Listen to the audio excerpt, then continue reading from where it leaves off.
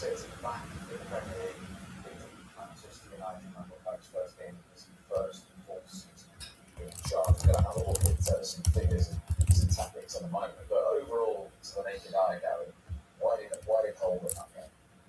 Desire for the atmosphere. It wasn't the first game. I think it seems like that's the way that they've been playing even last season. In terms of, we just said this one, I said this game in terms of possession, they're not too fussed by the possession. It's not about what you can do when you get opportunities, and we took a couple of opportunities that we got from some poor defending from Manchester United, to be honest. But a lot of stuff. It is.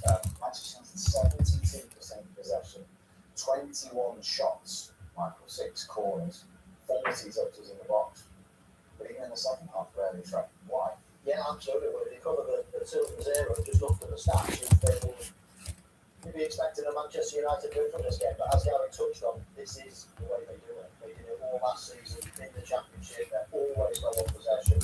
They're ruthless when they get through the goal. And of course, it was 2 set pieces that did the damage. Manchester United, tactically, I think they were surprised by what Hull did. But I also don't think the urgency of the first game, it can be like that. We saw 2 or 3 teams in the weekend. They looked naive, even though it's the first game. They looked as if they're not that up to speed yet. I just thought it was a really poor start from Manchester United. But Hull hoped along the way, and they really did football. Yeah, you mentioned earlier how they don't normally not bother about having this passing. You look at the Championship last season, this is quite incredible. Look at the boundary. Yeah. 19 7 and get promoted. And the shots, which one? Yeah. It's been how they're going to win it like that. You kind of scratch your head over what it's possible. One of the things we need to be pushing out, and I'm sure it's going to be one of their strengths, is this series. That's how we got to enjoy it on the weekend. But that was what I start. Well, that is surprising when I saw that. I was very surprised. But that's the way they do it. What was also very interesting, a little bit of insight from the assistant manager after the game, Dean Holden, who said that throughout pre-season, Hull had been playing with a back 4, but they always had in their mind for the manager to play back 3. They did that away in pre-season because they watched the last 2 games against Leeds and AC Milan and Manchester United's pre-season and saw the space and the struggles they had against Wolverhampton. Yeah, exactly. Really thought they were better than Spurs. Tactically, they did outdo Manchester United. And just before we have a look at their formation, their system, what did you consider? What do you consider the difference between the back 3 and the back 4? What advantages does it give a team? Let's say, especially as we can see here, we've got the back 3, we've got 2 wing backs here. It's almost a 3-4-3 position in the possession. Yeah, I think there's 2 things. I think offensively, obviously the wing backs them high and wide. It almost brings back the fullbacks from Manchester United. Yeah, in an offensive point of view. And defensively, if you can get into that shape in terms of the back line quickly, it limits the spaces. There's not very many spaces. It can go wide. You've also got bodies in the box. The ball doesn't make very well to defend the area. So you need to get into the defensive setup as quickly as possible. But offensively, like I said, he has crosses to the fullbacks Manchester United. It does, as we can see here. The 2 wide players really give the fullbacks of Manchester United got nowhere to go for having a back 4. And once they get control possession, these wing backs weren't really pushing on high and wide. And when they lost possession, they got back into the back 5. So let's just have a look at a couple of these clips. As we see, the back 3 trying to play to the wing backs, and they weren't scared to go direct.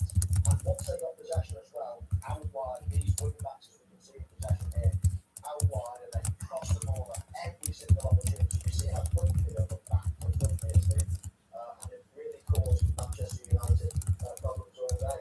As you can see in this situation, the whole pitch is, the whole team are not here. You can see the wing back, the space that the wing backs have got, and any opportunity they try to get it out there. Okay, the first one didn't work, but then what? Look at this, tenacious, winning the second balls.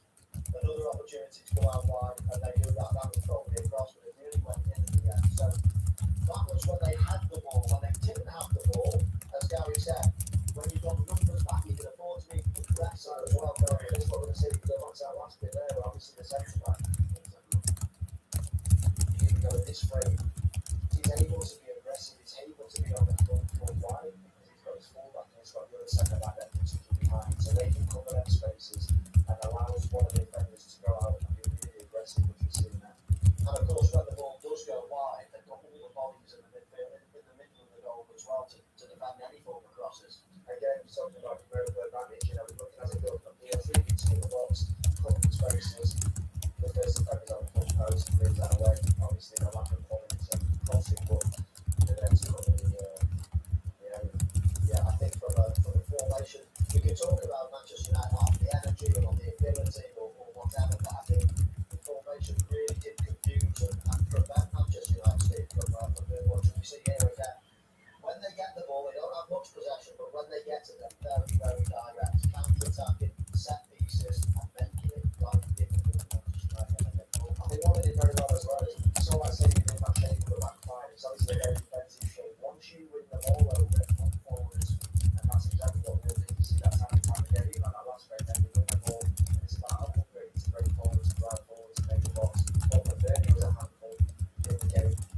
But so as much as you do that defensive structure, it's important that you can release as soon as you go.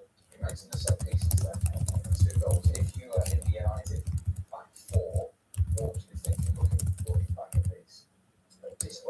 Disappointed for sure. Obviously, set pieces are important, we all know that. And defensively, Manchester United just wasn't that team. This is here with this goal. The ball comes in, you want to stop the one spin. I'm not quite sure what happened with that. It's almost marking a ground there. You see,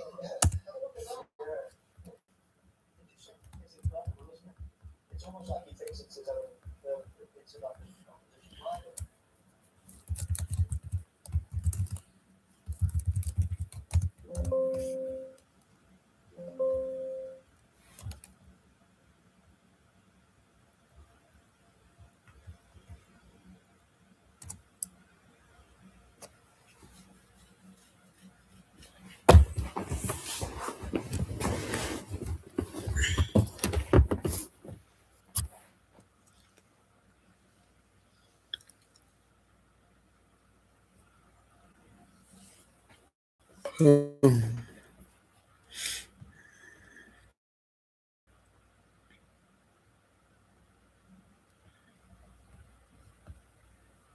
One.